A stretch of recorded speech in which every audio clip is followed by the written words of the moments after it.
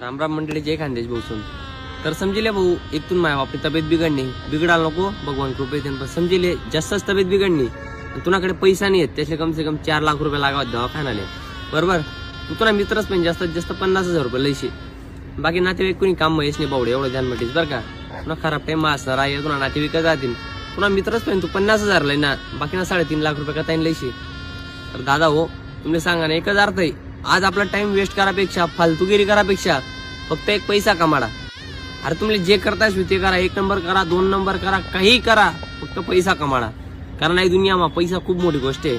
कारण छोटं आज म्हणजे छोटी छोटी वस्तू सुद्धा, 1 रुपयान वस्तू सुद्धा लेवायला पैसा लागस. आणि दुनियामा जगाला फक्त एक पैसा लागस. माय बापना जीवर कितला जग सूत्र आपण त्याचे बी एक दिन बोज महिन्याने जळवी जातील, त्या बी एक दिन सांगायला लागतील की फुकट ना काही माझी चाल ना तू कितला दिन फुकट ना काशी. एक दिन आपला घरना सांगायला लागतात आपले.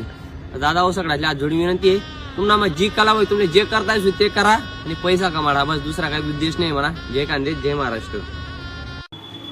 भाऊ ऐसे समझाने का फायदा नहीं, ये ना मनवा जे रहना या तेज करते. जय खानदेश.